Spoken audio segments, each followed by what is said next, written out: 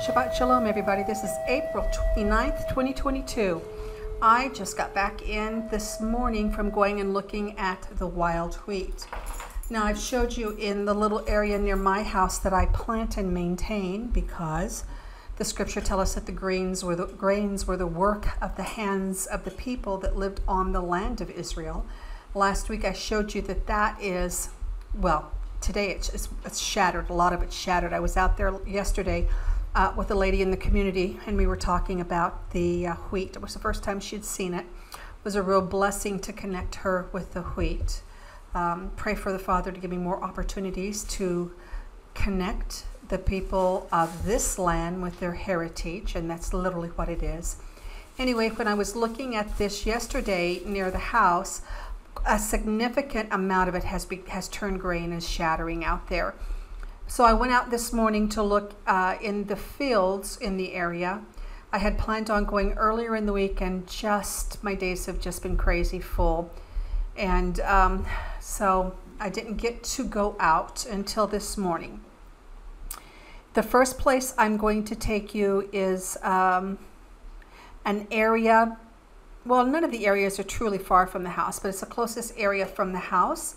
And you're going to see that there's quite a bit of green and some black wheat in the photos. And these are just photos. I didn't bother to do a video because if I had not found black wheat that was ready for harvest, I would not have videoed it. So I did start out in the first location with only photos because, in my opinion, yes, there was black wheat in there, but it just was still green enough. It was questionable to me.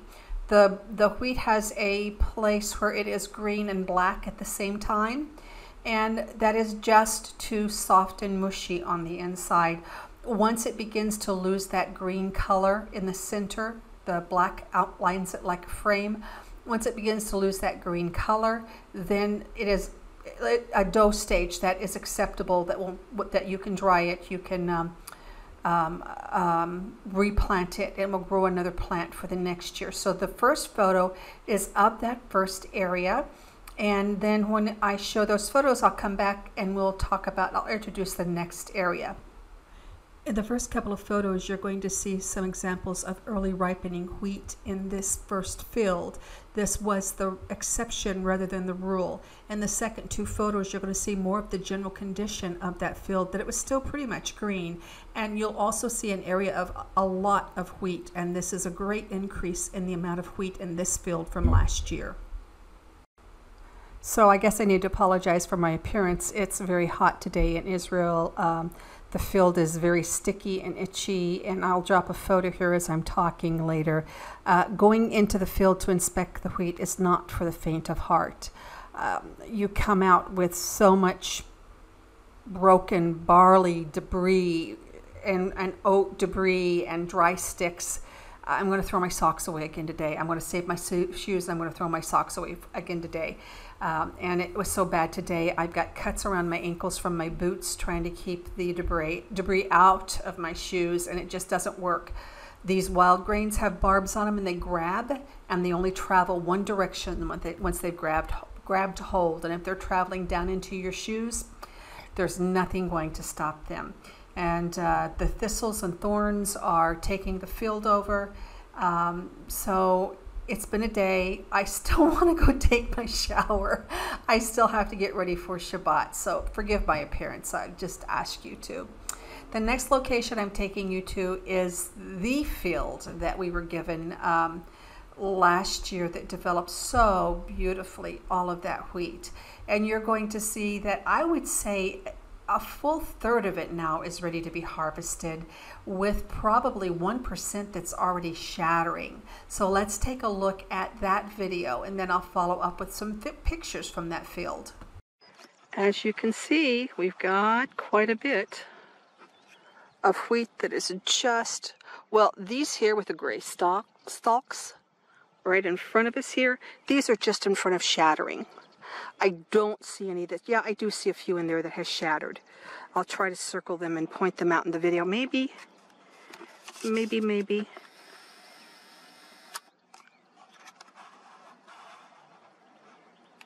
That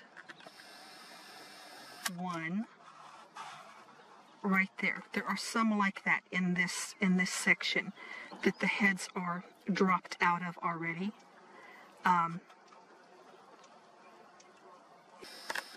So we can see that there's just a lot of black wheat that's ready. Now we're going to keep walking. Here is another area that the wheat is ready. When I say it's ready, I mean it's at least harvestable. Some of it's past harvesting, but this is at least harvestable.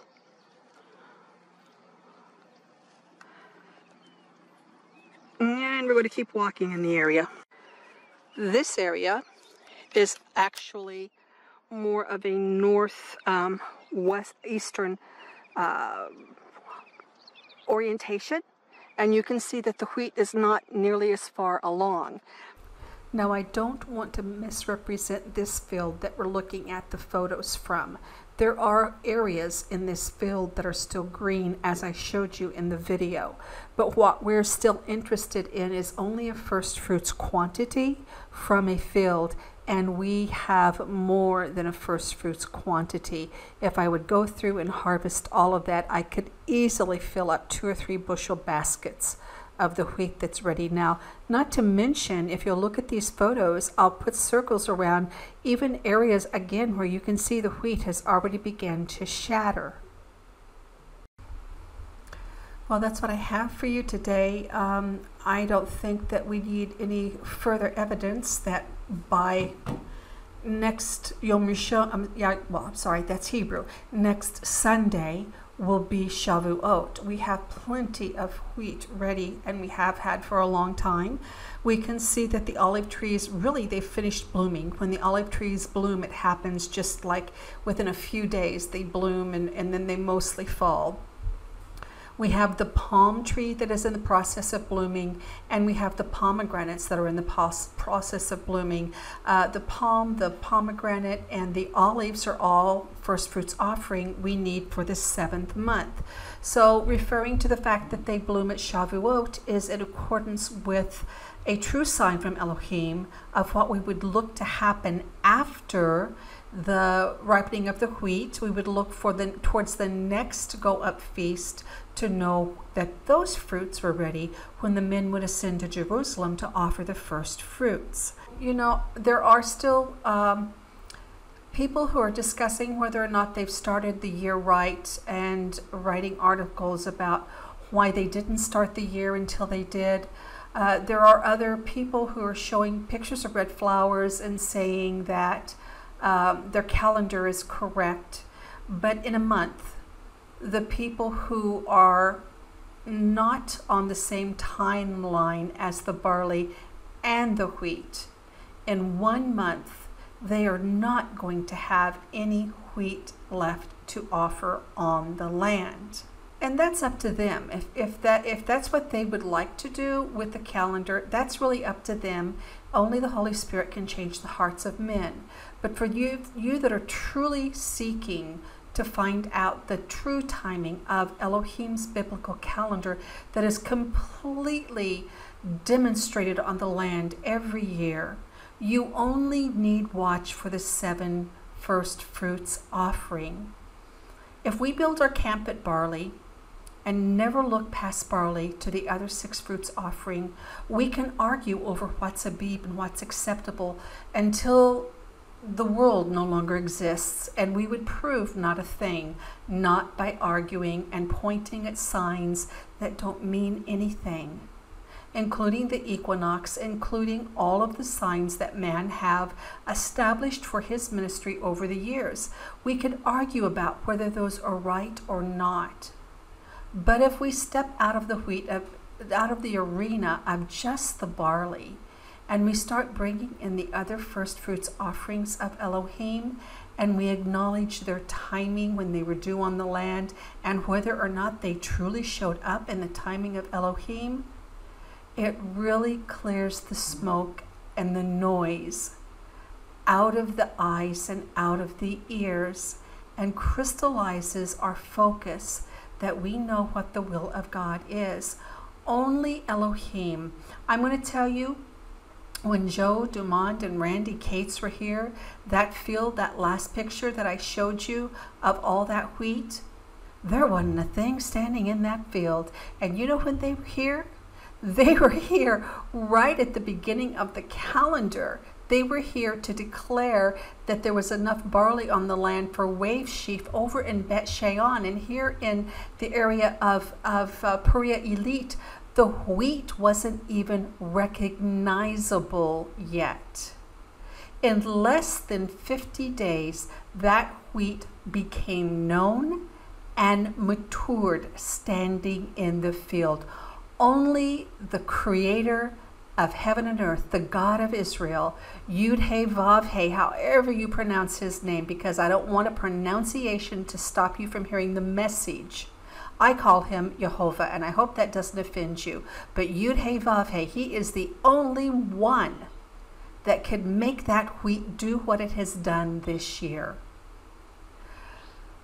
So with that in mind, I just want to say that I'm going to take a break and go see my grandbabies in the United States for a while. I'm going to have to put my car in the shop before I go. And so if you are so predisposed as to want to give towards the repair of my inspection wagon, it's a 2013 Fiat Kubo. She was a work van before I got her. She's been very faithful, but she's starting to have some problems, electrical problems, and another issue that they've yet to discover. And I'm kind of concerned about the bill. So you don't hear me say this very much, but if you would like to give towards keeping the inspection wagon on the road, doing these inspections and bringing these reports to you, I will link giving instructions in the description box below. There is one more order of business I almost forgot to mention. Now that we have the grains behind us, I do want to begin to turn our focus towards next year, and it is still very much on the table. Yah willing, and the borders stay open, and you know, this day and time we live in, what we've been through, bar any kind of thing that would keep people from coming to Israel, I do want to turn our attention to next year and begin planning a tour of the wild grains, a teaching tour of the wild grains. You will be hands-on with the barley and the wheat so that you can know that harvesting entire fields of grains and taking a first fruit from within that grain and preparing it to go to the temple is not exactly how that would play out. I am very excited to bring a few people here that will see what a field looks like after all the inspectors are finished with the fields and they've gone home or gone back to work or their apartment or whatever, and they've forgotten about the field. It's really interesting to watch that field develop and reach that harvestable stage. And you will get to see that if we time it right. I will have to wait till the new year is decided, and the trip, because of that, is probably going to be a bit more. It's not like planning a trip a year out, and the airfare is very inexpensive. When you buy tickets in a short window of time, not off in the distant future too much, the tickets have a tendency to be a bit pricey.